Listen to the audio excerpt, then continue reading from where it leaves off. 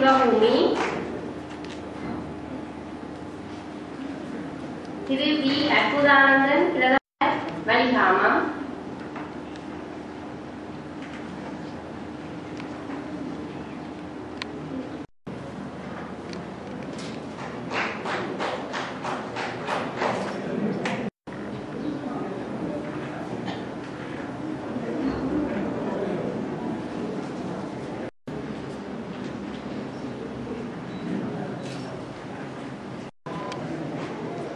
சிறப்பு பிரதிகளை பெற்ற அனைவருக்கும் வழங்கி கௌரவித்த அனைவருக்கும் நீரிழிவு சிகிச்சை நிலையத்தின் சார்பில் நன்றிகளை தெரிவித்துக் கொள்கிறோம்.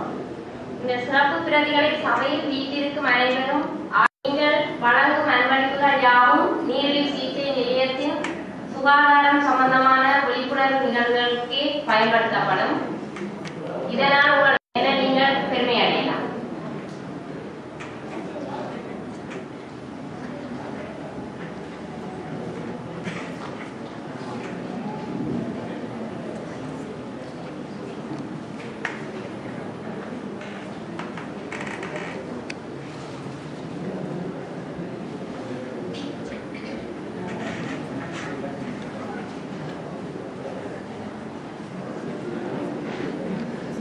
தெரிவு செய்யப்பட்ட 36 உணவுகளின் தொகுப்பான நல்லதோர் உணவு செய்வோம் என்ற நூலும் இன்று வெளியிடப்படுகின்றது.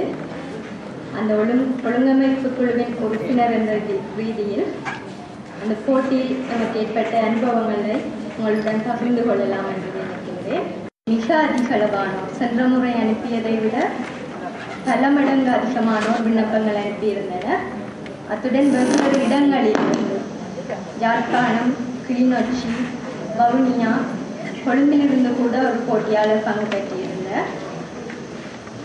அத்துடன் வெவ்வேறு வயதினர்கள், பாடசாலை மாணவர்கள், தாய்மார், முதியோர்கள், வெவ்வேறு பணிபுரிபவர்கள் என பலரும் விண்ணப்பங்கள் அனுப்பியிருந்தனர் என நாம் இம்முறை கூறியிருந்தோம். ஏனென்றால் எங்களது நோக்கம் புதிய சுவையான சத்துள்ள உணவுகள் பலவற்றை எமது மக்களுக்கு அறிமுகப்படுத்த வேண்டும் என்பதே. எனவே சமையற்கலையில் ஆர்வம் உள்ளவர்களால் வெவ்வேறு வகையில் அதிகமான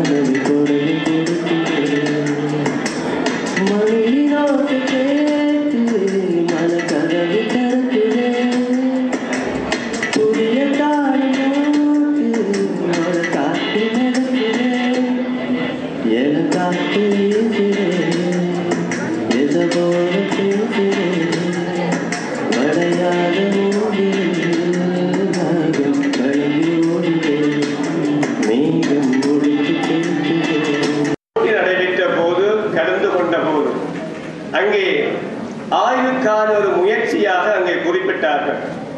ஆய்வு நான் முதல்ல யோசித்தேன், புலமையாளர்கள் விஞ்ஞானிகள் செய்கின்ற ஆய்வு என்றுதான் பேசுகிறார்கள். இங்கே சமையல் அறையிலே செய்யப்படுகின்ற ஆய்வை பற்றி குறிப்பிட்டிருந்தார். ஒவ்வொருவரும் தினமும் ஆய்வு செய்து கொண்டிருக்கிறார்கள். ஆனால் அந்த ஆய்வு வீட்டிலே, என்னுடைய வீட்டில்தான் எவ்வளவு நன்றாக சாப்பிடலாம் என்ற ஆய்விலே தான் இருக்கின்றோம். நாங்கள் சாப்பிடுறது காணாம், இன்னும் கொஞ்சம் போட்டு சாப்பிடுவோம், பிரச்சனை தான் இருக்கிறது. அளவு கூடியதால் வந்த பிரச்சனையை பற்றி நல்ல ஒரு கவிதை தந்தார். அந்த கவிதை கூடாக தொட்டு காட்டிய விடயங்களிலே இந்த சமையல் போட்டி உண்மையாகவே சிறந்த ஒரு விடயமாக இருந்தது. சென்ற வருடம் நடைபெற்ற போட்டியில் பல உணவுகள் முன்மாதிரியாக வைக்கப்பட்டிருந்தன. எங்களுடைய பாரம்பரிய உணவுகளிலிருந்து சற்று மாறுபட்டு அந்த உணவு முறைகள் ஒவ்வொருவரும் முயற்சி செய்கின்றார்கள். அங்கே ஆய்வு செய்ய முயற்சி செய்கின்றார்கள். இதற்கு கல்வி என்பது ஒரு முக்கியம் இல்லை என்பதை தங்களுடைய செயல்பாட்டின் மூலமாக காட்டியிருக்கிறார்கள். இந்த வருடம் நடைபெற்ற போட்டி சற்று வித்தியாசமானது. நிறைய பேர் கலந்து கொண்டிருக்கிறார்கள். வயது வேறுபாடின்றி புதிய வகையான உணவுகள். ஆனால் அதிலே சில அவர்களுக்கு அந்த பெயர்களை வைப்பது கூட அங்கே வாய்ப்பு கொடுக்கப்பட்டிருந்தது. ஒரு உணவின் பெயர் யமகா. அது என்ன வேகத்திலே போய் செல்ல போகின்றது என்று கூட யோசித்தேன். உணவு போய் உள்ளே போகின்ற வேகமா அல்லது உணவை சாப்பிட்டவர் போகின்ற வேகமா? அந்த பெயர் வைத்திருந்ததும் அவிக்கவும், மசிக்கவும், அரைக்கவும், கலக்கவும், கரைக்கவும், உடைக்கவும், உருட்டவும், பின்பு வெட்டவும். வெளியிலே இருந்து செய்கின்ற இவ்வளவு வேலையும் செய்துதான் தானியரம் உருவாகும். இது உள்ளுக்கு போனால் இவ்வளவு வேலையும் செய்யத்தானே போகின்றது என்ற அந்த பிரச்சனையும் அங்கே வருகின்றது. உண்மையிலே பார்த்தீர்கள் என்றால் நீண்ட ஒரு தொடர் செய்தியாக இருந்தால் கூட அந்த உணவு முறைக்குள்ளே புதிய விடயத்தை தேடி இருக்கிறார். அதை இவர்கள் ஆவணப்படுத்தி இருக்கின்ற விதத்தின் மூலமாக இந்த கையேடு, இந்த நூல் நிச்சயமாக எல்லோருடைய கைகளுக்கும் சென்று சேர வேண்டும் என்பது அங்கே உண்மையான விடயம். இந்த முறைகளை நான் பணிவான வேண்டுகோள். ஆய்வுரை என்று என்னை அழைத்து விட்டார்கள். குறை நிறைகளை நான் சொல்லாவிட்டால் என் மனம் தாங்காது. நீங்கள் இப்பொழுது உண்டு கொண்டிருக்கின்ற உணவு எனக்கு தலைவர் கூறினார், சாப்பிட்டு விட்டு ஆரம்பிக்கின்றீர்களா அல்லது சாப்பாடுக்கு முதலே ஆரம்பிக்கின்றீர்களா? நான் அந்த பையை பார்த்து விட்டு யோசித்தேன், சாப்பிடுவதற்கு முதலே கூறலாம். இதுதான் என்னுடைய பிரச்சனை. நீரிழிவு அந்த சிகிச்சை நிலையத்தினுடைய பயனாளி நான். இன்சுலின் வரைக்கு சென்று விட்டேன். என்ன பிரச்சனை என்றால், வேலை செய்கின்ற ஒருவர் இருவரும் வேலை செய்கின்றார்கள் என்றால் போகின்ற எங்களுக்கெல்லாம் இப்ப பெரிய பிரச்சனையா போச்சுது. அந்திரட்டி, சாமத்திய வீடு, கோயில்ல அன்னதானம், ஒன்றுக்குமே போய் சாப்பிடலாம். சோறு சாப்பிட்டால் இன்சுலின் தாங்குதில்லை, அதுக்கு மேல அந்த குளுக்கோஸின் அளவு கூடுகின்றது.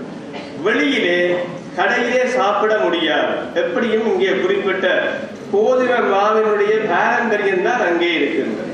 வெளியிலே சாப்பிட முடியாது, அலுவலகத்தில் கூட்டங்களில் சாப்பிட முடியாது, வெளியே பொது நிகழ்வுகளில் சாப்பிட முடியாது. என்று அங்கே செய்யப்படுகின்ற உணவுகள் நீரிழிவு நோயாளர்களுக்கு உகந்தது அல்ல.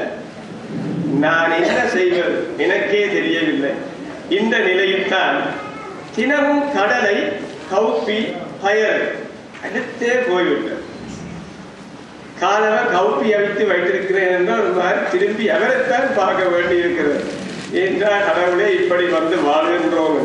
ஆனால் நல்ல ஒரு முயற்சியாக அந்த வெறும் கடலை, பயறு, பருப்பு, கவுப்பியன் இல்லாமல் அதை கொஞ்சம் மாற்றி அதனுடைய கோலத்திலே சில விளையாட்டுகளை செய்து இந்த உணவுகளை செய்திருக்கிறார்.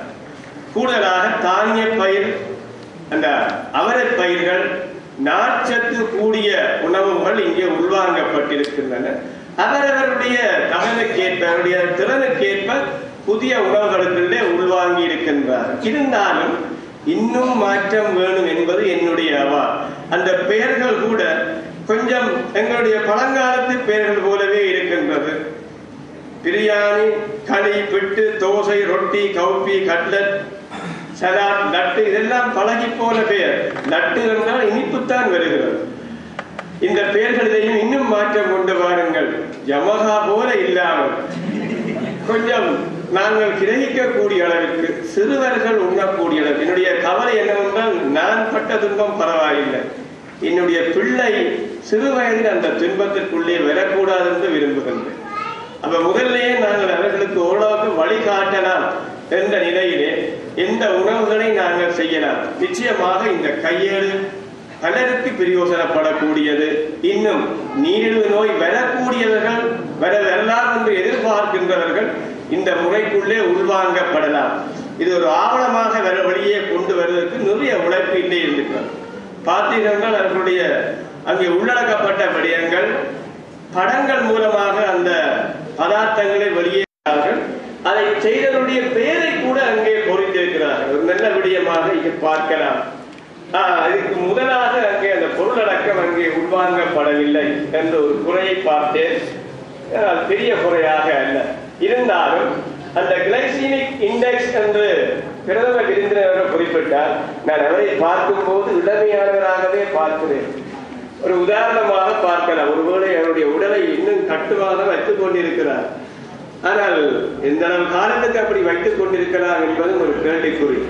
கிளைசீமிக் இண்டெக்ஸை பற்றி நிறையவே சொன்னார். நேஷனல் ரிசர்ச் கவுன்சில் எங்களுடைய அந்த ஆய்வு நிறுவனத்திலே கொழும்பு பல்கலைக்கழகத்திலே செய்யப்பட்ட அந்த தகவல்கள் அங்கே இணையதளத்திலே கொடுத்திருக்கிறார்கள். இந்த உணவிலே எவ்வளவு அந்த குளுக்கோஸின் அளவு இருக்கின்றது என்று. இங்கே பயோகெமிஸ்ட்ரி உயிரியல் துறையில் கூட அவர்கள் நிறைய ஆய்வுகள் செய்திருக்கிறார்கள். அந்த தகவல்களையும் இதற்கு பின்னால் சேர்த்தால் இன்னும் கொஞ்சம் நிறைவாக அந்த உணவு, புதிய உணவு படைக்க விரும்புகின்றவர்களுக்கு எந்தெந்த உணவு பதார்த்தங்களை நாங்கள் சேர்த்துக் கொள்ளலாம் என்ற ஒரு தகவல் இதன் ஊடாக கிடைக்கும். இன்னும் ஒரு சில பக்கங்களை கூட்டிக் கொள்ளலாம். இதுக்கு அனுசரணையாளர்கள் வருவர்கள் கொஞ்சம் கொஞ்சம் உதவி செய்யலாம். அந்த தகவல்கள் நிச்சயமாக தேவைப்படும். நார்ச்சத்து நிறைந்த பொருட்கள், கார்போஹைட்ரேட் அதிகமான பொருட்கள், எந்த பதார்த்தங்கள் அவற்றை கூட இதிலே சேர்க்கலாம். சமுதாய மருத்துவத்துறையிலே ஒரு புத்தகம் வெளிவந்தது.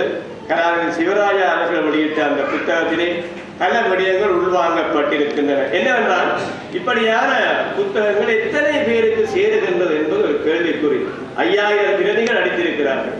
இருந்தாலும் உதயன் பத்திரிகை மூலமாக இதுவரையும் வந்த அந்த நித்திய சுகத்தை பலர் வாசித்து பலர் பயனடைந்திருக்கிறார்கள். உள்நாட்டிலும் மட்டுமல்ல, வெளிநாட்டிலும் கூட. இந்த இதிலே தரப்பட்ட இந்த உணவுகள் அந்த பத்திரிகையிலும் தொடர்ந்து வர வேண்டும். பலருக்கும் இது பற்றிய தகவல்கள் தெரிய வேண்டும் என்பது என்னுடைய இன்னும் ஒரு வேண்டுகோள். இந்த கலரை பற்றி நிறைய குறிப்பிட்டார் பிரதம விருந்தினர்கள். அந்த முன்பக்க அட்டையும் கலராகவே இருக்கின்றது. ஆனால் நடுவில் இருக்கின்றவர் அந்த கலரானவரை கொஞ்சம் எங்கள் ஊரில் உள்ளவர்கள் ஒருவரை வைத்து அந்த இதிலே போட்டியிட்ட ஒரு போட்டியாளரை சேர்த்திருக்கலாம். இன்னும் கொஞ்சம் சந்தோஷமாக இருந்திருக்கும். எங்கள் ஊர் பாட்டியினுடைய படத்தை போடலாம். உண்மையாகவே நிகழ்வாக இருக்கும். அதை கொஞ்சம் அடுத்த முறை வருகின்ற அந்த புத்தகத்திலே தயவு செய்து கவனிக்க வேண்டும். இன்னும் நிறைய அம்சங்களோடு இது வந்து கொண்டிருக்கின்றது. நான் குறைநிறைகளை முழுமையாக இங்கே சொல்லிவிட்டேன் என்ற திருப்தியுடன் தொடர்ந்து இந்த செய்தி இன்னும் மக்களுக்கு போக வேண்டும். இன்று இருந்து அடுத்த வருடம் இன்னும் ஒரு போட்டி இருக்கின்றது. அவர்கள் அறிவித்தார்களோ தெரியாது, நான் அனுமானித்துக் கொண்டேன். ஒரு வருடமாக அந்த ஆய்வு செய்ய போகின்றீர்கள். வழக்கமாக பல்கலைக்கழகத்திலே நாங்கள் செய்வதை விட நீங்கள் அதிகமான நாட்கள். இந்த ஆய்வுக்குள்ளே நிச்சயமாக எல்லோருமே உள்வாங்கப்பட வேண்டும். புதிய உணவுகளை நாங்களே படைக்க வேண்டும். உள்ளூர் மூலப்பொருட்களை கொண்டு படைக்க வேண்டிய பங்கு உங்களுடையது. அதற்கான உணவு உற்பத்தி செய்வதில் கரிசனை காட்ட வேண்டிய பங்கு எங்களுடையது. நீங்கள் திருப்பி எங்களை கேள்வி கேட்க வேண்டும். கேள்வி கேட்கிறார்களே இல்லை. என்ன செய்கிறீர்கள்? இங்கே என்ன செய்து கொண்டிருக்கிறீர்கள்? தெரிந்த விடயங்களை ஏன் மக்களுக்கு சொல்லவில்லை என்று கேளுங்கள். நிச்சயமாக அதற்கு அனைவரும் இயைபார்க்க வேண்டியது அவசியம். இன்று பல பீடாதிபதிகள் இங்கே வரவில்லை. உதாரணத்துக்கு ஒரு பீடாதிபதி தலைவர் வந்திருக்கின்றார். அதாவது பிரதம விருந்தினராக நான் பயனாளியாகவே இங்கு வந்து செல்ல விரும்பினேன். நன்றி. வாய்ப்பளித்தமைக்கு நன்றி கூறி விடைபெறுகிறேன். மூலப்படி உருவானது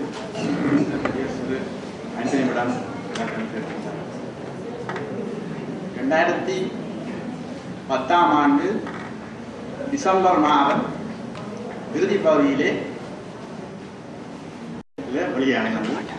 இன்று வந்த மலர்களை ஒன்று சேர்த்து நித்திய சுகத்தை நோக்கி அந்த ஒரு நூலாக சென்ற வருடம் நல்லூர் திருவிழா, ராவணி மாதம் திருவிழாவிலே மிகவும் எளிமையான முறையிலே நல்லூர் திருவிழாவிலே வெளியிடப்பட்டது. வெளிநாட்டவர்களுக்கு வேண்டுகோளுக்கு இணங்க அவர்களுடைய வெளிநாட்டு நிகழ்வுகளிலே அந்த சம்மதத்தை வழங்கியிருந்தேன். தென்னாலிராமனுடைய கவிதைகளை பற்றி அறியாதவர்கள் இல்லை என்று சொல்லலாம். ஒரு முறை தென்னாலிராமனை பார்த்து மன்னன் கேட்டாராம், பொதுவாக மக்கள் மத்தியில் பிரபல்யமாக இருக்கக்கூடிய தொழில் என்ன, அவர்கள் விரும்புகின்ற தொழிலாக இது இருக்கின்றது என்று மன்னன் கேட்ட பொழுது அதற்கு தெனாலிராமன் வழங்கிய பதில் மருத்துவ தொழில்தான் மக்களுக்கு பொதுவாக பிடித்த தொழில் என்று சொல்லியிருக்கு. இது மன்னனால் நம்ப முடியவில்லை. அதற்கு தெனாலிராமன் அவருக்கு சொல்லுவார், ஒரு கட்டொன்றை போட்டுக்கொண்டு நீங்கள் வேறு ஒரு உடை அணிந்து கொண்டு வீதி வலம் வந்து பாருங்கள், நகரவலம் வந்து பாருங்கள், அப்பொழுது உங்களுக்கு தெரியும் நான் சொன்னதில் எவ்வளவு உண்மை இருக்கின்றது. அப்படியாக ஒரு கட்டொன்றை போட்டுக்கொண்டு அவர் நகரவலம் வருகின்ற பொழுது அவர் சந்திக்கின்ற ஒவ்வொரு நபரும் அவருக்கு ஒரு மருத்துவ ஆலோசனை கொடுவார். நீங்கள் இப்படி செய்தால் நல்லா இருக்கும், அப்படி செய்தால் நல்லா இருக்கும் என்று ஒவ்வொருவரும் ஒவ்வொரு ஆலோசனை கூறுவார்கள் என்ற அடிப்படையில் மன்னர் திரும்பி வந்து சொன்னார், தெனாலிராமன் நீர் சொன்னது சரி. மருத்துவர்களாக இல்லாவிட்டாலும், மருத்துவத்தில் நிபுணத்துவ அறிவு இல்லாவிட்டாலும் மருத்துவம் சார்ந்து பேசக்கூடியவர்களாக எங்களுடைய மக்கள் அனைவரும் இருக்கின்றார்கள் என்று தெனாலிராமனை பார்த்து சொன்னார். எனக்கு அடிக்கடி சட்டத்தை பற்றியும் இப்படி மக்களுக்கு பொதுவாக அபிப்பிராயம் இருக்கின்ற கவலை உண்டு. என்ன தொழிலுக்கு பாதிப்பு இருக்கின்ற அடிப்படையில். ஆனால் இதுல ஒரு மிக முக்கியமான நுண்ணியமான விடயம் இருக்கின்ற நான் நினைக்கிறேன். விஞ்ஞானங்களை பற்றி பேசுகின்றவர்கள், அது சோசியல் சயின்ஸா இருக்கலாம், சமூக விஞ்ஞானங்களா இருக்கலாம், இயற்கை விஞ்ஞானமாக இருக்கலாம், மருத்துவ விஞ்ஞானமாக இருக்கலாம், பொதுவாக ஒரு விசேடத்துவம் வாய்ந்த ஒரு துறை சார்ந்த அறிவை மக்கள் மயப்படுத்துவது என்பது சிக்கலான ஒரு வேலை, செய்யப்பட வேண்டிய ஆனால் சிக்கலான ஒரு வேலை என்பதை நாங்கள் உணர்ந்து கொள்ள வேண்டும். அறிவு என்பது பூட்டி வைத்துக் கொள்ளப்படும் பொழுது அந்த அறிவில் பிரயோசனம் இல்லை. It remains as information. அது வெறும் தகவலாக மட்டும்தான் இருக்கின்றது. ஒரு குறிப்பிட்ட தொழில்நுட்ப அறிவை உடையவர்களோடு மட்டுப்படுத்தப்படும் பொழுது அதனுடான சமூக ஊடாட்டம், அதனூடாக வரக்கூடிய சமூக பயன்பாடு இல்லாது போகின்றது. அதனால்தான் சட்ட கல்வி, லீகல் எஜுகேஷனில் இருக்கக்கூடிய நாங்கள் கூட சட்டம் என்பது ஒரு அடிப்படை அளவிலாயினும் மக்களுக்கு போய் சேர வேண்டும் என்று யோசிக்கின்றோம். அதே போன்றுதான் மருத்துவம் சார்ந்த துறைகளிலும் மருத்துவம் சார்ந்த ஒரு அடிப்படையான அறிவாவது மக்களுக்கு போய் சேர வேண்டும் என்ற அடிப்படையில் இந்த நூலை நாங்கள் வைத்து பார்க்கலாம் என்பது என்னுடைய கணிப்பு. இதனை ஒரு விசேடத்துவம் வாய்ந்த ஒரு துறையாகவே இந்த விஞ்ஞானங்களில் இப்பொழுது பார்க்கிறார்கள். அமெரிக்க பல்கலைக்கழகங்களிலே பாப்புலரைசிங் சயின்ஸ், விஞ்ஞானத்தை பிரபல்யப்படுத்தல் என்பது ஒரு முக்கிய துறையாக, ஆராய்ச்சிக்குரிய துறையாக, குறிப்பாக பல்கலைக்கழகங்கள் ஆற்றக்கூடிய பணியாக பார்க்கப்படுகிறது. தத்துவம், பிலோசபி, பாப்புலரைசிங் பிலோசபி, தத்துவத்தை என்னென்று மக்கள் மயப்படுத்துவது, மக்களுக்கு விளங்கக்கூடிய வகையில் அரிஸ்டோட்டலை எவ்வாறு கொண்டு செல்வது, உதாரணமாக இது போன்ற துறைகளிலே இன்று அமெரிக்க பல்கலைக்கழகங்கள் மிக முக்கியமாக தங்களுடைய நேரத்தை செலவிடுகின்றன. எங்களுடைய பல்கலைக்கழகங்கள் அந்த அளவு செலவிடுவதில்லை என்பது ஒரு வருத்தம். ஆகவே யாழ் போதனா வைத்தியசாலையில் இருந்து, அதனுடைய நீரிழிவு சிகிச்சை நிலையத்திலிருந்து இவ்வாறான ஒரு புத்தகம் வருவது என்னை பொறுத்தவரையில் மருத்துவம் சார்ந்து, மருத்துவ கல்வி சார்ந்து இயங்குபவர்கள் செய்ய வேண்டிய ஒரு முக்கிய வேலையாக நாங்கள் இதனை அவதானிக்கலாம். ஆனால் இதில் ஒரு சிக்கல். நிபுணத்துவம் வாய்ந்த துறைகள் தொடர்பாக மக்களிடம் கொண்டு செல்லும் பொழுது அரைகுறையாக அவர்கள் சிந்தித்துவிட்டு தாங்களாகவே நோய்கள் தொடர்பாகவோ மருத்துவம் சம்பந்தமாகவோ ஏன் சட்டம் சம்பந்தமாக கூட தீர்வுகளை பெற்றுவிட்டு அதற்குரிய நிபுணத்துவம் வாய்ந்தவர்களும் வராமல் போய்விடுவார்களோ என்பதில் தனியே தொழில் சார்ந்த நாட்டம் மட்டுமல்ல, அந்த விடயம் சார்ந்து அவர்கள் சரியான தீர்வை பெற்றுக்கொள்ள வேண்டும் என்ற கவலையும் இருக்கு. அப்ப எவ்வளவு அறிவு நாங்கள் மக்கள் மயப்படுத்தலாம், மக்கள் மத்தியில் பிரபல்யப்படுத்தலாம் என்பது எப்பொழுதுமே சவாலுக்குரிய ஒரு கேள்வி.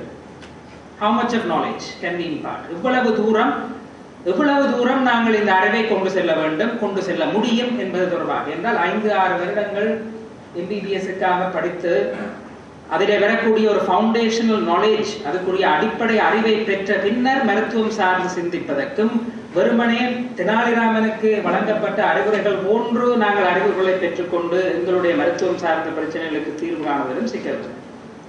ஒரு இடத்திலே வைத்தியகலாநிதி சிவன்சுதன் அவர்கள் இந்த நூலிலே ஒரு கட்டுரை எழுதியிருக்கின்றார். பொய் எவ்வளவு தூரம் ஆபத்தானது என்ற ஒரு கட்டுரை வந்திருக்கின்றது. அதிலே நீங்கள் அதனை உதாரணமாக பார்க்கலாம். எங்களுக்கு தெரியும் தானே என்று விட்டு நாங்கள் சிலதை மருத்துவருக்கு சொல்லாமல் விடுவது, அல்லது மருத்துவரிடம் சொல்லாமல் விட்டாலும் பரவாயில்லை என்று நாங்களே எங்களுக்காக சிந்தித்துக் கொள்வது, இவையெல்லாம் ஒரு பழக்கத்துக்கு எவ்வளவு தூரம் மருத்துவ ரீதியாக பிரச்சனைக்கு ஏற்படுத்தக்கூடியது என்பதை நாங்கள் கவனிக்க வேண்டும். ஆகவே இதனை ஒரு பிரச்சனையாக, இது தொடர்பாக மருத்துவ கல்வி பற்றி, மருத்துவ பொதுசன கல்வி தொடர்பாக யோசிப்பவர்களுக்கு இதை நான் ஒரு பிரச்சனையாக முன்வைக்க விரும்புகிறேன். எவ்வளவு தூரம் நாங்கள் சமூகத்தோடு மருத்துவ அறிவு சார்ந்து நிபுணத்துவ அறிவு சார்ந்து நாங்கள் என்ன மாதிரியான பகராண்மையை அந்த தொடர்பாடலை வைத்திருக்க போகின்றோம் என்பது தொடர்பான சிந்தனை எங்களுக்கு தேவை. என்னை பொறுத்தவரை இந்த புத்தகம் அதற்குரிய அந்த கோட்டை கிழிக்காமல் அதற்குரிய நெளிவு சுழிவுகளோடு கூடுதலா எதை சொல்ல வேண்டுமோ அதை சொல்ல முயற்சிக்கின்ற மாதிரி தோன்றும். ஆகவே இந்த புத்தகத்தினுடைய வெற்றியானது அதை பொறுத்தவரை எல்லாம் இருக்கும். ஏனென்றால் இதுல சிக்கல் என்னென்றால் எழுதுபவர்கள் உதாரணமாக அமெரிக்காவில் பாப்புலரைசிங் சயின்ஸ் எழுதுபவர்கள் நிச்சயமாக சயின்டிஸ்டாக இருக்கணும் இல்லை, விஞ்ஞானிகளாக இருக்க வேண்டும் என்பதில்லை. இதற்காக சிறப்பு நிபுணத்துவம் வாய்ந்த ஜேர்னலிஸ்ட் இருக்கணும், அதாவது சயின்ஸை முழுமையாக படித்து அறிந்த ஊடகவியலாளர்கள் மத்தியில் இருக்கணும்.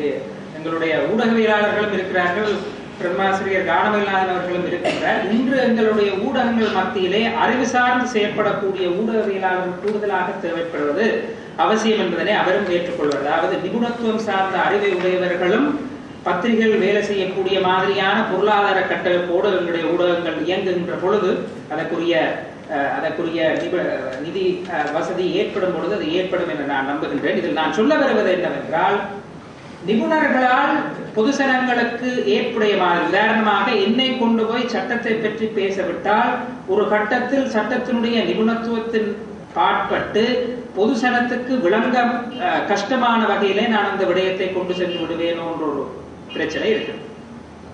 அந்த இடத்தில் தான் திரு சுதாகரன் அவர்கள் பேசும் பொழுது தனியே வைத்தியர்கள் வைத்திய நிபுணர்கள் என்று இல்லாமல் அந்த துறையின் பாற்பட்டு செயற்படுகின்ற நாங்கள் பராலீகல்ஸ் சொல்லுவோம், பராமெடிக்கல்ஸ் என்று இருக்கிறார்கள் நினைக்கிறேன். அவர்களை போன்றவர்களும் இந்த விடயத்தில் இது பொது சனத்துக்கு ஏற்றவாறு அவர்களுக்கு விளங்கக்கூடியவாறு இதனை எவ்வாறு கொண்டு செல்வது என்பது தொடர்பாக அறிவுள்ளவர்கள் இந்த இடத்திலே செயற்படுவது முக்கியமானதாகும். ஆகவே இதை பற்றியும் நாங்கள் கூடுதலாக சிந்திக்க வேண்டும். மருத்துவம் தொடர்பான அறிவை என்னென்று மக்களுக்கு இந்த நூலை எடுத்தவுடன் சாதாரண சாமானியனும் வாசிக்கக்கூடியவாறு எவ்வாறாக மாற்றுவது, இதிலும் நிறைய அளவு வெற்றி பெற்றிருக்கிறார்கள் என்றுதான் சொல்ல வேண்டும். ஆங்காங்கே ஒரு ஓவர் டெக்னிக்கலைசேஷன் இருப்பது போல படுகின்றது. குறிப்பாக நானும் சட்டம் பெற்று எழுதுகின்ற பொழுது நிறைய அடைப்பு குறிகள் ஆங்கிலம் போடுவது உண்டு. இங்கு சில கட்டுரைகளிலும் அப்படியான ஒரு தன்மை இருக்கின்றது. விஞ்ஞான சொற்களுடைய பாவனை தவிர்க்கப்பட்டிருக்கலாம் போல தெரிகின்ற இடங்களில் கூட விஞ்ஞான சொற்களுடைய டெர்மினாலஜி இருக்கின்றது. அது ஒரு டோஸ் மாதிரி ஒரு குறைந்த அளவில் இருக்கலாம். ஓவர் டெக்னிக்கலைசேஷன் இல்லை ஓவர் யூசேஜ் ஆஃப் டெர்மினாலஜி இந்த வரைக்க அது சில வேளைகளில் மக்கள்கிட்ட போய் சென்றடையக்கூடிய நிலைமை. இது பொதுவாக எல்லா கட்டுரைகளும் ஒரு இடத்தில் ஒன்று ரெண்டு இடத்தில் சில கட்டுரைகளுக்கு இருக்கக்கூடிய பிரச்சனையை பார்க்கலாம். அடுத்ததாக நான் சொல்ல விரும்பிய செய்தி ஒன்று உள்ளது என்னவென்றால், இந்த விடயத்தை நாங்கள் பற்றி கதைக்கும் பொழுது இப்பொழுது பேராசிரியர் மிகுந்தன் அவர்களும் கதைத்தார். இந்த நூல் அவர் பேசிய அவரால் அறிமுகப்படுத்திய ஆய்வுக்குட்படுத்திய நூல் வெற்றி அதனுடைய பயன்பாட்டின் தன்மையில் இருக்கின்றது என்பது இப்ப கேள்வி என்னவென்றால், நாங்கள் நிச்சயமாக யதார்த்தபூர்வமாக முகம் கொடுக்க வேண்டிய கேள்வி என்னென்றால், is it becoming expensive to live healthy? சுகாதாரமாக வாழ்வதற்காக நாங்கள் கூடுதலாக செலவழிக்க வேண்டிய ஒரு நிலைமை இருக்கின்றதா என்ற கேள்வி உண்டு. பானை எடுத்து பார்ப்போம். தர்சனன் எங்களுடைய தேசிய உணவு பான் என்று சொல்லி பேசியிருந்தார். அப்ப பான் என்பது கோதுமைமா என்பது உதாரணமாக எங்களுடைய உடல் சுகாதாரத்துக்கு ஏற்ற ஒரு உணர்வு இல்லை என்று சொன்னாலும், இன்று ஏழை எளியவான்களுக்கு அந்த பான் என்பதுதான் அஃபோர்டபிள் கமோடிட்டியாக ஒரு அஃபோர்டபிள் ஃபுட்டாக இருக்கின்றதை நாங்கள் கவனத்தில் கொள்ள வேண்டும். அப்ப சுகாதாரமான உணவு பழக்கங்களை நாங்கள் மக்கள் மத்தியில் கொண்டு செல்கின்ற பொழுது எழக்கூடிய ஒரு முக்கியமான சவால், இந்த சுகாதாரமான உணவு பழக்க வழக்கங்களை மக்கள் பொருளாதார ரீதியாக சமாளிக்கக்கூடியவாறு எவ்வாறு அதனை மாற்றுதல். இப்ப நாங்கள் சொல்லலாம், நொஸ்டால்ஜியால பேசிக்கொண்டு போகலாம். நிறைய நொஸ்டால்ஜியா பேசுறதுல அவ்வளவு எனக்கு விருப்பம் இல்லை. ஆனால் பண்டைய காலத்துல உண்மை இந்த மாதிரியான குரக்கன் போன்ற பயிர்கள் எல்லாம் உண்மையிலேயே விலை குறைந்தது. இப்ப இன்றைக்கு குரக்கன் சொல்லிக் கொண்டிருந்தார் காலம கதை கேட்க பேராசிரியர் முகுந்தன். ஓட்ஸ கேன்ல அடைச்சிட்டு வரைக்கும் எல்லாரும் எடுத்து பாலோட கலந்து போட்டு சாப்பிடுறோம். கிட்டத்தட்ட அதே வேல்யூடைய குரக்கனை இன்றைக்கு பெற்றுக்கொள்றதே கஷ்டமா இருக்கு. அப்ப குரக்கனுடைய ப்ரொடக்ஷன் குறைவாக இருக்கும் பொழுது அதனுடைய எக்கனாமிஸ் ஆஃப் ஸ்கேலை வச்சுக்கொண்டு பார்க்க பொருளாதார ரீதியாக பேசும் பொழுது அதனுடைய விலை உயர்வாக இருப்பது தவிர்க்க முடியாது. இப்ப காலமேல புறக்கன் சாப்பிடுறதா விலை குறைவு, பான் சாப்பிடுறதா விலை குறைவு வரைக்கும் பான் சாப்பிடுறதுக்கு விலை குறைவா இருந்தால் மக்கள் தொடர்ச்சியாக ஒரு சாதாரண நிலைப்பட்டிருக்கக்கூடிய லோவர் மிடில் கிளாஸ் லோவர் கிளாஸ்ல இருக்கக்கூடிய மக்கள் வந்து கூடுதலாக பானை விரும்புகின்ற ஒரு சூழ்நிலை வரும். அப்ப நாங்கள் சுகாதாரமாக வாழ்வதற்கும், நான் சொல்ல வருகின்ற விடயம் என்றால், நாங்கள் சுகாதாரமாக வாழ்வதற்கும் எங்களுடைய தேசத்தினுடைய எங்களுடைய சமூகத்தினுடைய பொருளாதாரத்தை மீள்கட்டியமைப்பதற்கும் இடையில் நெருங்கிய ஒரு தொடர்பு இருக்கு. இந்த பதார்த்தங்கள், அதாவது அந்த நூலில் சொல்லப்பட்டிருக்கின்ற பதார்த்தங்கள், டயட் தொடர்பாக இந்த நூலில் சொல்லப்படுகின்ற விடயங்களை எங்களுடைய மக்கள் தங்களுடைய வாழ்வியலில் ஒன்றிணைக்க வேண்டும் என்றால் அதனை உள்வாங்கக்கூடிய ஒரு பொருளாதார முறைமை எங்களிடத்தில் இருக்க வேண்டும். அது முதலாவது வந்து நான் எக்கனாமிக் ஆஸ்பெக்ட் சொன்னதான். இது ரெண்டாவது வந்து பழக்கப்பட்டது. உதாரணமா நாங்கள் சோடா பற்றி எவ்வளவு மாங்கிட்டு பேசுறோம். வீட்டை போனால் இல்லை அடுத்த ஒரு மீட்டிங்கு போனால் இல்லை ஒரு சீனியர் கமெண்ட் உள்ள ஜெஃப்னா யூனிவர்சிட்டியில இருந்தால் சோடா தான் கேட்க போறோம். ஏனென்றால் மல்டிநேஷனல் கம்பெனிஸை பற்றி தர்ஷன் தன்ன கவிதையில சொன்னார். ஆனால் மல்டிநேஷனல் கம்பெனிஸ் கொண்டு வர அந்த மார்க்கெட்டிங்க ஒவ்வொரு முறையும் என்ன இந்திய கிரிக்கெட் அணித்தலைவர் தோனியோ சச்சின் டெண்டுல்கரோ பெப்சியை தூக்கி பிடிக்க எங்களுக்கு பெப்சியை தூக்கி பிடிக்கத்தான் சொல்லுங்க. அப்ப இந்த மார்க்கெட்டிங், அப்ப நாங்கள் எல்லாரும் புறக்கன் என்ன கூலா தூக்கி பிடிச்சோன்னு ஒரு மார்க்கெட்டிங் இப்படி செய்ய போறோம். இது ரொம்ப நயப்புக்கிடமாக சொல்வதாக நான் முயற்சித்தாலும் இது ஒரு முக்கியமான கேள்வி. என்னென்று நாங்கள் இதை சோஷியலி மார்க்கெட் பண்ணணும். ஒரு சோஷியல் மார்க்கெட்டிங் வந்து இந்த பண்ணங்கள் மக்கள் மத்தியில, அதான் இதான் சவால். இந்த கூலை இல்லாட்டி இந்த பதார்த்தங்கள் மூலமாக வரக்கூடிய இதை சுவையோடையும் நாங்கள் கொண்டு போகக்கூடிய மாதிரியான செயற்பாடுகள்ல நாங்கள் கவனத்தை செலுத்துவோம். அப்படியாக கவனத்தை செலுத்துற போதுதான் இந்த பண்டங்கள் வந்து மக்கள் மத்தியில விழப்போம். இதுக்கு உங்களுக்கு ஒரு மிகப்பெரிய ஒரு சப்போர்ட் தேவை.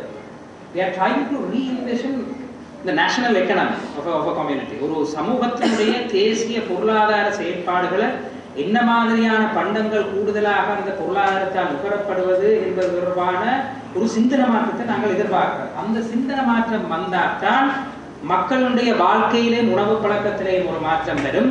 அந்த உணவு பழக்கத்தில் ஒரு மாற்றம் வந்தால் தான் சுகாதார ரீதியாக நாங்கள் செயற்படலாம். அது நாங்கள் இங்கே மீண்டும் முழக்கியாச்சு. இதை நாங்கள் கவனத்தில் கொள்ள வேண்டிய அவசியம் இருக்கு. இப்போ இங்கே நிறைய பேர் சமூகம் சார்ந்து செயற்படக்கூடியவர்கள் இருக்கின்றபடியால் நாங்கள் சிந்தனைக்கு எடுத்துக்கொள்ள வேண்டிய மிக முக்கியமான சவாலாக நான் இதனை கொண்டிருக்க வேண்டும். இறுதியாக நூலை பற்றியும் 1-2 வசனம். குறிப்பாக மீண்டும் வைத்திகளான நிறைய பிரயோசனமான ஆக்கங்கள் வந்திருக்கின்றன. மருத்துவ இலக்கியம் என்ற தலைப்பிலேயே எனக்கு பிடிச்சிருக்கிறது. மருத்துவ இலக்கியம் என்ற தலைப்பிலே சில கவிதைகளை போட்டிருக்கின்றார்கள்.